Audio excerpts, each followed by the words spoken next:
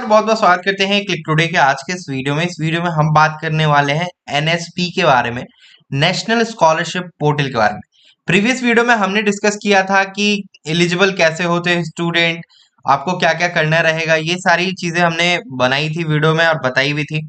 और वीडियो थोड़ा लंबा हो गया था, लेकिन आज के इस वीडियो में हम थोड़ा मतलब शॉर्ट वीडियो में इन डिटेल जो है कुछ बातें जो है जानेंगे। लास्ट वीडियो में मैं अगर बताऊं तो मेरे नॉलेज के अकॉर्डिंग जितना मुझे पता था मैंने आपको बताया, बट आगे मुझे जो थॉरो स्टडी करने के बाद बहुत सारी चीजें ऐसी पता चली है जो कि आपको जानना जरूरी है। नेशनल स्कॉलरशिप जो पॉलिसी है, इसमें बहुत सारे रूल्स एंड रेगुलेशन है जिसको समझना जरूरी है स्टूडेंट को बिफोर अप्लाइंग।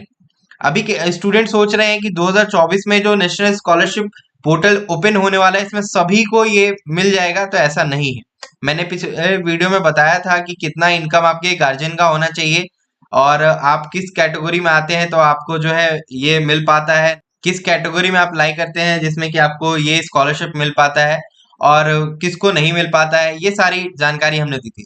तो चलिए हम स्टेप बाय स्टेप चलते हैं। सबसे पहले बात करते हैं 1 to 10 को लेकर के। इसे हम जो है प्री मैट्रिक स्कॉलरशिप के नाम से जानते आ रहे हैं। स्क्रीन पे आपको ज्यादा कुछ अभी नहीं दिखाएंगे हम, पहले आप बात को सुनिएगा। बिना बात को सुने हुए कमेंट मत करिएगा, क्योंकि फिर हो सकता है कि शायद मैं आपके इस कमेंट का रिप्लाई ना दूं। कारण ये है कि अगर वो बातें मैंने वीडियो में बता दी होंगी तो मैं उसका रिप्लाई सही में नहीं दूंगा, क्योंकि और भी बहुत सारे मैं रिसर्च कर रहा हूं जो कि आप लोग के लिए बेनिफिशियल है। एक लैपटॉप योजना भी चलता है जिसके तहत आपको लैपटॉप के लिए भी जो अमाउंट दिया जाता है, जिससे आप अपना एक लैपटॉप खरीद सकते हैं। वो सारे स्कॉलरशिप के बारे में हम आने वाले टाइम में डिस्कस करेंगे, इसलिए हमारे चैनल को सब्सक्राइब करके रख लीजिए। हम जो है 50,000 सब्सक्राइबर जल्दी कंप्लीट करने वाले, और आपके एक सब्सक्रिप्शन से यानी कि एक सब्सक्राइब बटन क्लिक करने से हम और करीब जो है 50,000 के पहुंच जाने वाले हैं। तो देखिए एनएसपी जो है अभी पोर्टल, अभी ओटीआर रजिस्ट्रेशन चल रहा है, यानी वन टाइम रजिस्ट्रेशन चल रहा है। वन टाइम रजिस्ट्रेशन मीन्स कि जो स्टूडेंट अभी तक के रजिस्ट्रेशन नहीं किए हैं, अगर वो अभी रजिस्ट्रेशन करते हैं नए से, तो उनको आने वाले एकेडमिक्स में जो है कभी भी दोबारा रजिस्ट्रेशन करने की जरूरत नहीं होगी। एक ही रजिस्ट्रेशन पे उनका रिन्यूअल वगैरह सब कुछ होता रहेगा। ठीक है, अब चलिए बात करते हैं प्री मैट्रिक के बारे में। मैं बात कर रहा था प्री मैट्रिक स्कॉलरशिप में क्या होता है। जो भी स्टूडेंट्स इसके लिए अप्लाई करते हैं, उनका अपना अगर बैंक अकाउंट नहीं होता है तो गार्जियन के बैंक डिटेल से जो है उनका जो स्कॉलरशिप है उनको रिसीव होता है। ठीक है, कुछ स्कूल्स जो है सर्टेन स्कॉलरशिप का जो टेस्ट है वो कंडक्ट करवाती है, उसके तहत भी आपको जो है कुछ अमाउंट मिलता है। ठीक है, और कुछ जो है आपको डायरेक्टली अप्लाई करने पे मिलता है। हम पोस्ट मैट्रिक के बारे में जान लेते हैं, यानी कि 11th-12th के बाद जैसे ही स्टूडेंट 12th कंप्लीट कर लिया, अब स्टूडेंट ग्रेजुएशन में जा रहा है, स्टूडेंट को ग्रेजुएशन में एडमिशन लेना है, तो कितना जो है अमाउंट मिलने वाला है एनएसपी के तहत, तो आपको हम बता देना चाहते हैं। सबसे पहला तो मार्क्स का क्राइटेरिया है, यानी कि आपका मार्क्स 80% से अबव होगा तभी आप इस स्कॉलरशिप के लिए एलिजिबल है, अदरवाइज आप एलिजिबल नहीं है। यानी कि आपका 80% से अबव आया तो आप इसके लिए एलिजिबल है, आप अप्लाई कर सकते हैं। साथ ही कुछ एक कंडीशन में आपको ये मार्क्स वाला क्राइटेरिया थोड़ा सा इग्नोर किया जाता है। वो अलग अलग पॉलिसीज जो है स्टेट गवर्नमेंट की रहती है, तब वो मिलता है। लेकिन हम एक मोटा मोटी बात आपको बता दे रहे हैं कि अगर आपका 12th में 80% के ऊपर है तभी आपको ये स्कॉलरशिप मिलेगा।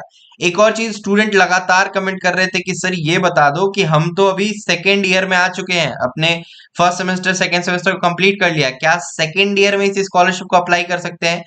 तो मैं आपको बता देना चाहता हूं कि आप सेकेंड ईयर में इसका अप्लाई नहीं कर सकते हैं। At the time of joining of institution, यानी कि जिस टाइम आप इंस्टीट्यूट ज्वाइन कर रहे हो, स्कूल कॉलेज ज्वाइन कर रहे हो, तभी आपको इसके लिए अप्लाई करना है। यानी कि 2024 में जो स्टूडेंट 80% से अबव लेकर के आएंगे, सीबीएसई बोर्ड से लेकर आए हो, चाहे बिहार बोर्ड से लेकर के आए हो, चाहे किसी भी बोर्ड से आप लेकर के आए हो, 80% से अबव अगर आपके मार्क्स हैं तो आप इसके लिए एलिजिबल है, आप अप्लाई कर सकते हैं। अब इसके तहत अमाउंट कितना मिलेगा, तो देखिए अमाउंट आपको हर एक साल में 10,000 रुपए मिलेंगे। यानी कि एक साल कंप्लीट हुआ आपका 10,000 मिला, दूसरा साल कंप्लीट हुआ 10,000 मिला, तीसरा साल कंप्लीट हुआ 10,000 मिला। अब स्टूडेंट पूछेंगे कि बीटेक के लिए, बीबीए के लिए, इन सभी के लिए मिलेगा कि नहीं मिलेगा। तो जो सब्जेक्ट और कोर्स की जो एलिजिबिलिटी है वो अलग से जारी की जाती है। 2024 में एक अलग से नॉर्म्स जारी किया जाएगा, क्राइटेरिया होगा, वो हम आपको आने वाले टाइम में बताएंगे जब प्रॉपर रजिस्ट्रेशन स्टार्ट होगा। अभी आप ओटीआर कर लो। ओटीआर कहने का मतलब हो गया कि वन टाइम रजिस्ट्रेशन आप सभी करके रख लो, जिनका भी 80% से अबव मार्क्स आ रखा है, ठीक है। तो वो ओटीआर करके रखे। जो अभी ग्रेजुएशन में एडमिशन ले रहे हैं, यहाँ पे ओटीआर के लिए बताया भी गया है आपको ओटीआर कैसे करना है। यहाँ लॉगिन पे जब हम जाएंगे ओटीआर खुलेगा, और अगर आपने रजिस्ट्रेशन नहीं कर रखा है तो रजिस्टर योरसेल्फ पे क्लिक करेंगे, यहाँ पे आपको सारा गाइडलाइन वगैरह दिया गया है। एक और चीज, जो भी स्टूडेंट अप्लाई करेंगे आपको अपना ही बैंक डिटेल्स देना होता है। ओटीआर के दौरान आपको हम एक और चीज बताना चाहते हैं, आपका जो बैंक अकाउंट है वो सीडेड होना चाहिए, ठीक है।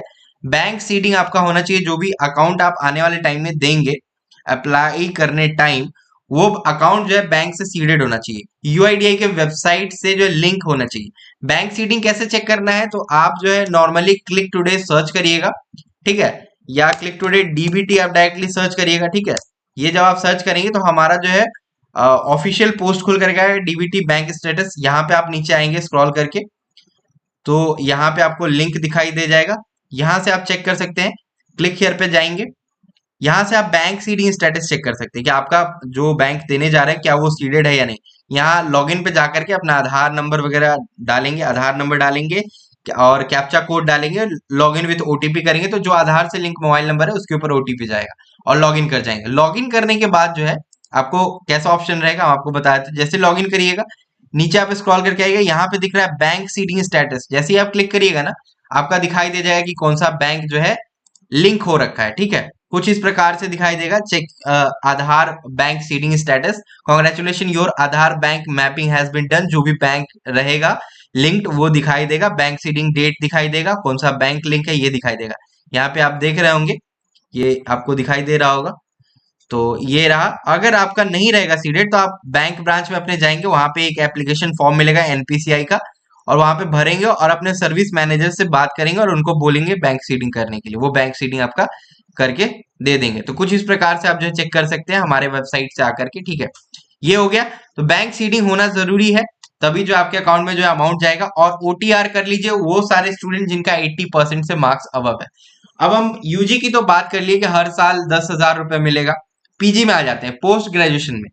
और एक चीज हमेशा याद रखिएगा कि करंट सेशन में आपने एडमिशन लिया है तो करंट सेशन में ही आप अप्लाई करेंगे। मान लीजिए आपकी यूनिवर्सिटी का या आपका कॉलेज का जो सेशन है वो लेट चल रहा होगा, तो उस केस में आपको क्या करना है, उस केस में जब भी कभी ये स्कॉलरशिप की पोर्टल ओपन होगी आपको ओटीआर पहले आप कर लीजिए। ओपन होगा, आपको बहुत सारा ऑप्शंस दिखाई देगा, वहां पे जाके आप लोग जो है अपना रजिस्टर कर लीजिएगा। बाकी आगे जो होना होगा होगा, एक्सेप्ट होना होगा होगा, नहीं होना होगा नहीं होगा। पोस्ट ग्रेजुएशन में हम बात करते हैं, जब आप पोस्ट ग्रेजुएशन में आ चुके हैं, आपने एडमिशन ले लिया है और 2024 में आपने अगर पोस्ट ग्रेजुएशन में एडमिशन लिया है, आपको 10 महीने तक 15,000 रुपए मिलेंगे। 2 साल का कोर्स है आपका, 10 महीने तक 15,000 रुपए मिलेंगे। टोटल हम कर लेते हैं तो 1,50,000 आपको मिलेगा। इसमें जो ओबीसी एसटी कैटेगरी के स्टूडेंट जो है अप्लाई कर सकते हैं, और अलग अलग स्टेट का अलग अलग स्कॉलरशिप पॉलिसी भी चलता है। बिहार की अगर हम बात करें, थोड़ा सा हम इंटरनेट के ऊपर सर्च कर लेते हैं, तो बिहार में जो है एक चलता है पोस्ट पीएमएस करके चलता है, ठीक है, पोस्ट मैट्रिक स्कॉलरशिप के नाम से चलता है वो, ठीक है। वो पिछड़ा वर्ग अति पिछड़ा वर्ग को जो है मिलता है। जनरल स्टूडेंट के लिए अभी तक के कोई भी जो है इन्फो नहीं है, और ना ही जनरल स्टूडेंट को अभी तक के इस प्रकार का कोई स्कॉलरशिप मिला है। यहाँ पे देख सकते हैं पोस्ट मैट्रिक स्कॉलरशिप 2018-19 दिखा रहा, यहाँ पे दिखाई दे रहा है applied earlier on NSP but payment not receive yet. ये अलग चीज बताई जा रही है, लेकिन नेशनल स्कॉलरशिप स्कीम पॉलिसी के तहत ही जो है ये अमाउंट मिलता है, ठीक है। अब रही बात की जो जनरल कैटेगरी के स्टूडेंट है क्या उनको नहीं मिलेगा, तो मैं यही बोलूंगा ओटीआर करके रख लीजिए। अगर कुछ चेंज होता है, आपके लिए कोई अलग स्कॉलरशिप अगर आता है तो आपको मिलेगा। अदरवाइज जो स्टूडेंट्स ही हैं, ईबीसी है, एससी एसटी है, तो उन लोगों को तो ये मिलेगा ही मिलेगा, ठीक है। पिछड़ा वर्ग अति पिछड़ा वर्ग को जो ये मिलता है, हालांकि हमारे बिहार गवर्नमेंट की तरफ से ये पॉलिसी चलाया जा रहा है तो एनएसपी के पोर्टल पे ज्यादा अपडेट रहता नहीं है। तो हर स्टेट अपना अपना एक जो है चलाती है, नहीं रहता है जिस स्टेट का, उनके स्टूडेंट जो है डायरेक्टली यहाँ पे आकर के अप्लाई करते हैं। तो आपको जो है पीजी में जाते ही ये अप्लाई कर देना है और आपको हर महीने तक 10-10 हजार रुपए मिलेगा। अब रही मार्क्स क्राइटेरिया की कोई बात है क्या, यूजी में आपका मार्क्स अगर मान लीजिए 70 आया हो 74 आया हो तो क्या मिलेगा या नहीं मिलेगा। गर्ल्स के लिए यहाँ पे बड़ा बेनिफिटेड है। गर्ल्स को क्या करना है, आपको यहाँ पे अगर आप सिंगल चाइल्ड है या आप ट्विन सिस्टर है तो आप अप्लाई करिए।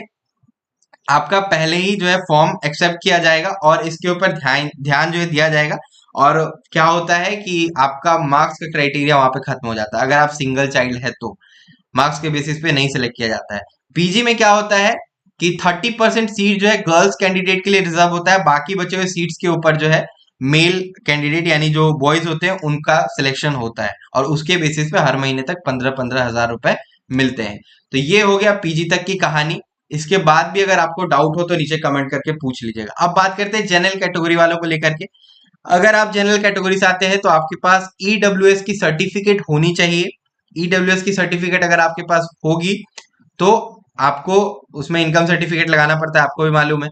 आपके गार्जियन का इनकम जो है 8 लाख रुपए से कम होना चाहिए, तभी आप एलिजिबल होंगे।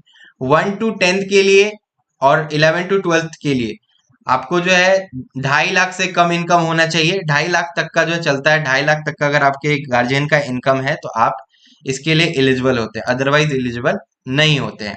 ठीक है, तो ये सारा जो है पूरा आपका जो बताया गया पॉलिसी वगैरह।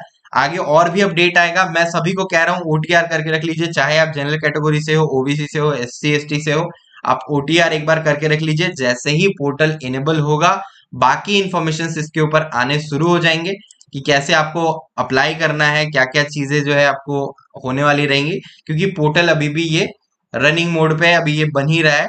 विल बी ओपन सून, तो अभी ओपन नहीं हुआ है। जैसे ही ओपन होगा आगे का अपडेट आपको दिया जाएगा। तो आप हमारे साथ बने रहिए, आपको आने वाले टाइम में एक एक इन्फॉर्मेशन हमारी तरफ से दिया जाता रहेगा। तो आज की वीडियो में इतना ही। अगर आपके कोई सवाल है, सुझाव हो तो नीचे कमेंट करके पूछ लेंगे। और छात्राएं पूछ रही थी कि भैया मैंने ग्रेजुएशन में 50 साल वाले के लिए फॉर्म के लिए अप्लाई किया है, 50,000 जो मिलता है, क्या उससे कोई इम्पैक्ट पड़ेगा? तो कोई इम्पैक्ट नहीं पड़ेगा। पोस्ट ग्रेजुएशन में अगर आप किसी एक स्कॉलरशिप के लिए अप्लाई की हैं तो एक ही के लिए करिएगा, डबल डबल के लिए मत करिएगा, क्योंकि उस केस में आपका दोनों ही जो है कैंसिल कर दिया जाता है। तो ये अपडेट है। आगे कुछ सवाल हो तो नीचे कमेंट करके पूछ लीजिएगा। फिर मिलते हैं आपसे इस अगली वीडियो में, तब तक के लिए हम चलते हैं। धन्यवाद, फिर मिलेंगे अगली वीडियो में। इनकम सर्टिफिकेट वगैरह अगर खोजा जाएगा आने वाले टाइम में डॉक्यूमेंट, तो आपको बताया जाएगा। करंट में ईडब्ल्यूएस सर्टिफिकेट बना होना चाहिए। बहुत सारे डॉक्यूमेंट्स जो कि आपका करंट का मांगा जाएगा, एफिडेविट वगैरह भी मांगा जाता है, और आपकी जो कॉलेज है वो आपका वेरिफिकेशन करती है डॉक्यूमेंट वगैरह। तो वो आने वाले टाइम में हम आपको स्टेप बाय स्टेप आगे का प्रोसेस बताएंगे। फिलहाल जो अमाउंट मिलता था यूजी और पीजी पे, क्या क्या मिला नहीं मिला, ये सारा कुछ हमने आपको बता दिया। होप सो आपको ये वीडियो पसंद आया तो वीडियो को लाइक करिए, चैनल को सब्सक्राइब करिए। फिर मिलते हैं अगली वीडियो में।